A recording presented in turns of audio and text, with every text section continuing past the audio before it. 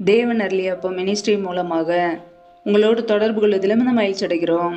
இன்றைக்கும் இந்த நாளிலும் தேவன் நமக்கு கொடுக்கிற வார்த்தை மார்க் எழுதிய சுவிசேஷ பகுதி 4ஆம் அதிகாரம் 8ஆம் வசனம்.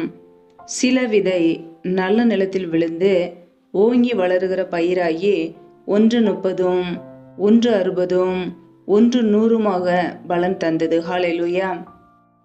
கிறிஸ்துவுக்குள் பிரியமானவர்களே, இந்த அதிகாரத்திலே நாம் பார்க்கும் பொழுது கர்த்தராகிய இயேசு கிறிஸ்து உவமையாக ஜனங்களுக்கு அவர் போதித்து கொண்டிருக்கிறார். கடலோரத்திலே அவர் போதகம் பண்ணி கொண்டிருக்கிறார். திரளான ஜனங்கள் அவரிடத்தில் கூடி வந்தபடியினாலே அவர் ஒரு படவில் ஏறி உட்கார்ந்து ஜனங்களுக்கு போதித்து கொண்டிருக்கிறார்.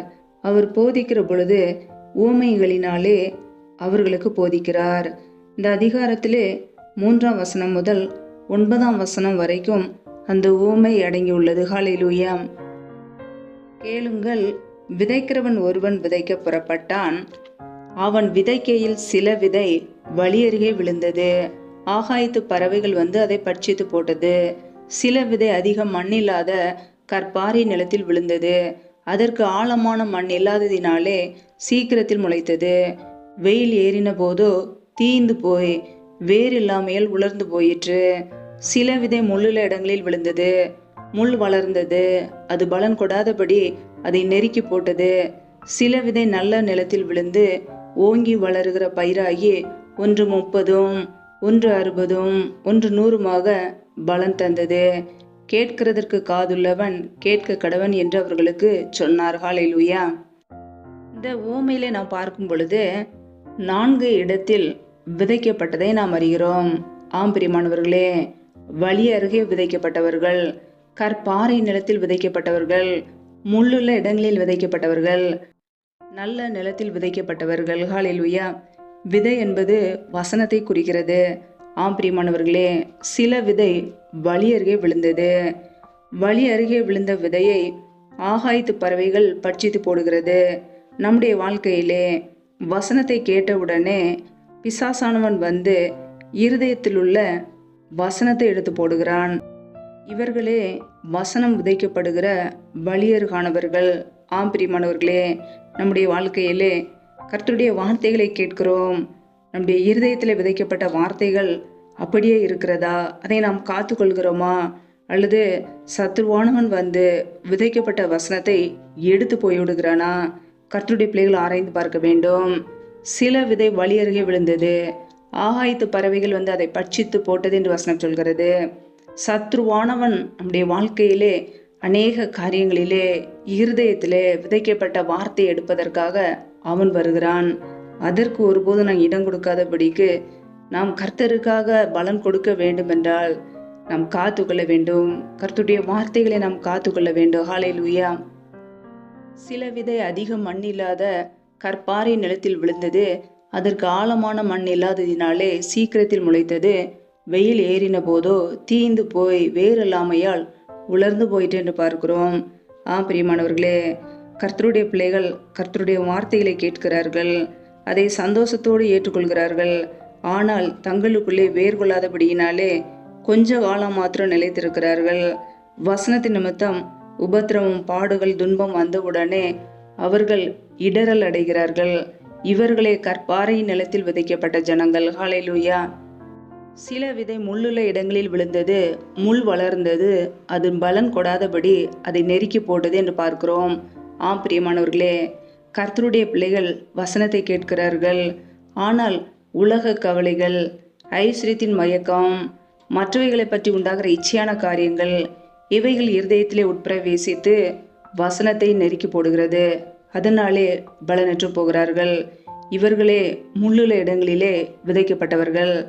அடுத்ததாக நாம் பார்க்கும் பொழுது சில விதை நல்ல நிலத்தில் விழுந்து ஓங்கி வளருகிற பயிராகி 130, 160, 100 பலன் தந்தது என்று பார்க்கிறோம்.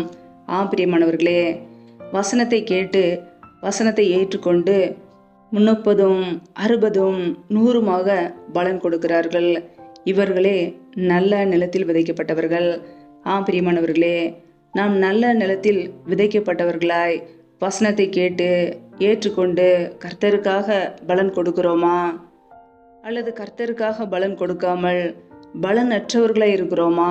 வசனத்தை கேட்கிறோம், உலக கவலைகள், ஐஸ்வர்யத்தின் மயக்கங்கள், மற்ற காரியங்களை பற்றி உண்டாகிற இச்சைகள் நமக்குள்ளே இருக்கிறதா? ஒருபோதும் உலக காரியங்களுக்கு இடம் கொடுக்காதபடிக்கு கர்த்தருடைய வார்த்தையை நாம் காத்துக்கொள்வோம். வசனத்தை நெருக்கி போடுகிற காரியங்களுக்கு இடம் கொடுக்காதபடிக்கு கர்த்தருக்காக நாம் பலன் கொடுக்க வேண்டும் என்றால் வசனத்தை நம்முடைய இருதயத்திலே ஏற்றுக்கொள்ளுகிறவர்களாய், வசனத்தின்படி வாழ்கிறவர்களாய், கனிவுள்ள ஒரு வாழ்க்கை நமக்கு வேண்டும். ஹல்லேலூயா. நல்ல நிலத்தில் விழுந்த விதை மாத்திரமே அது ஓங்கி வளருகிறது, அது பலன் கொடுக்கிறது. இன்றைக்கு ஏன் நம்முடைய வாழ்க்கையிலே கர்த்தருக்காக பலன் கொடுக்க முடியவில்லை? ஏனென்றால் உலக கவலைகள், ஐஸ்வர்யத்தின் மயக்கம், மற்ற காரியங்களை பற்றி உண்டாகிற இச்சையான காரியங்கள் நம்முடைய இருதயத்திலே தேவையில்லாத காரியங்களுக்கு இடம் கொடுக்கும்போது கர்த்தருக்காக நாம் பலன் கொடுக்க முடியாது. நாம் ஆசீர்வதிக்கப்பட்டால் மாத்திரமே மற்றவர்களுக்கு நாம் ஆசீர்வாதமாய் மாற முடியும். ஹல்லேலூயா. நம்முடைய இருதயத்தில் உள்ள வசனங்களை சத்ருவானவன் திருட வகை தேடுவான். அதற்கு நாம் இடம் கொடுக்கக்கூடாது.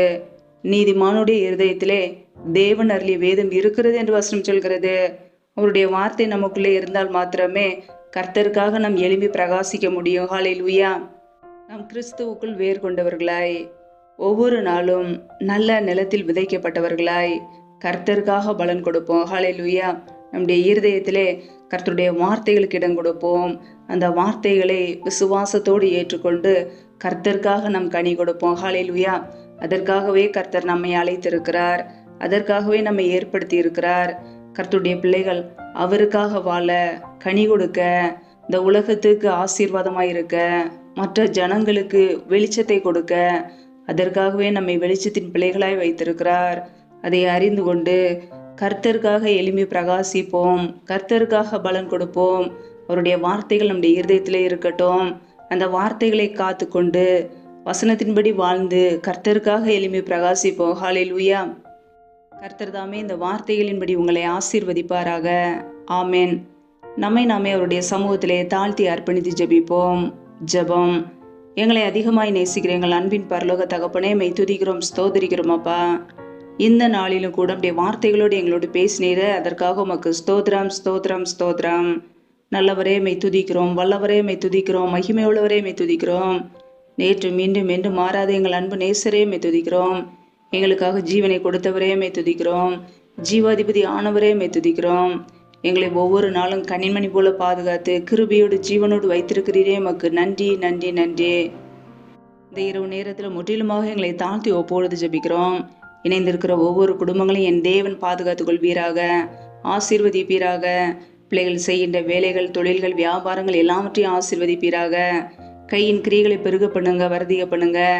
கையின் கிரியைகள், பிரயாசங்கள் தேவையில்லா செலவுக்கோ, வீண் செலவுக்கோ, மருத்துவ செலவுக்கோ, வட்டிக்குன்னு சொல்லி போகாதபடிக்கு என் தேவன் பிள்ளைகளை ஆசீர்வதித்து உயர்த்துவீராக.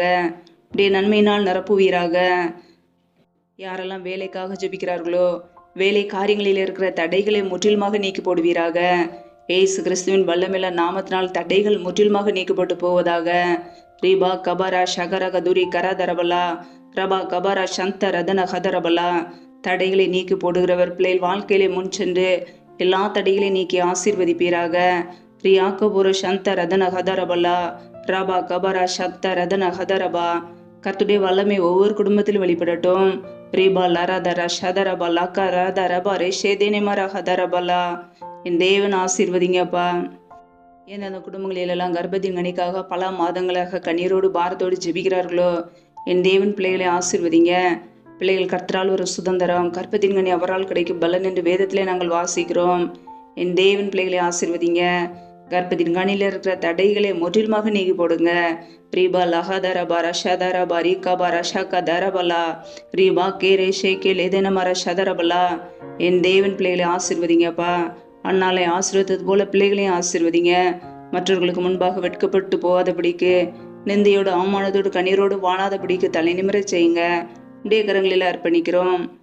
எந்தெந்த குடும்பங்களிலெல்லாம் திக்கற்ற பிள்ளைகளாய் தனிமையோடு வாழ்கிறார்களோ, கணவரால் கைவிடப்பட்ட ஒரு சூழ்நிலையிலே யாருமே இல்லாமல் கஷ்டப்படுகிறார்களோ, என் தேவன் அந்த குடும்பத்தை சந்திப்பீராக. திக்கற்ற பிள்ளைகளுக்கு நீரே சகாயர். என் தேவன் மாத்திரமே உதவி செய்ய முடியும். நன்மையினால் நிரப்புங்க, ஆசீர்வதிங்க. என் தேவனுடைய கரம் ஒவ்வொரு குடும்பங்களையும் ஆசீர்வதிக்கட்டும். உடைய கரங்களிலே அர்ப்பணிக்கிறோம். யாரெல்லாம் சரீரத்திலே பலவீனத்தோடு சோர்வோடு வியாதியோடு இருக்கிறார்களோ என் தேவன் அவர்களை தொடுங்கப்பா. அப்படியே சுகமாக்கும் கரம் பிள்ளைகளை இப்பொழுதே தொட்டு சுகமாக்கட்டும், விடுதலையாக்கட்டும். பலவீனத்திலே அப்படியே பலன் பரிபூரணமாய் விளங்கட்டும். ஆசீர்வதிங்க. அப்படியே கரங்களிலே அர்ப்பணிக்கிறோம்.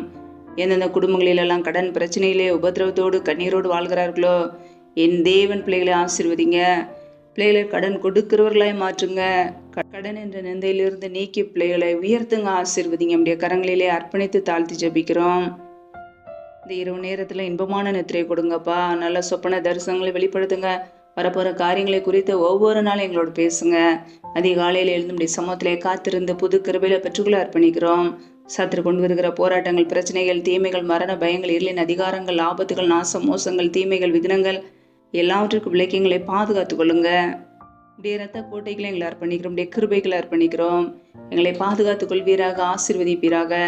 நீர் எங்களுக்கு அடைக்கலும், நீர் எங்களுக்கு பாதுகாப்பு, நீர் எங்களுக்கு கோட்டையுமாய் இருக்கிறீர். இப்படி சமூகத்தில் முற்றிலுமாக அர்ப்பணிக்கிறோம். இப்படி ஆளுகைகளோ போடுறது ஜெபிக்கிறோம். எல்லா துதிகன மகிமை எல்லாம் ஒருவருக்கே செலுத்துகிறோம். இயேசு கிறிஸ்தின் மூலம் ஜெபிக்கிறோம் ஜீவனுள்ள நல்ல பிதாவே, ஆமேன். கர்த்தர் தாமே உங்களையும் உங்கள் குடும்பங்களையும் ஆசீர்வதிப்பாராக. ஆமேன். Thanks for watching. Please subscribe our channel. Click the like and share.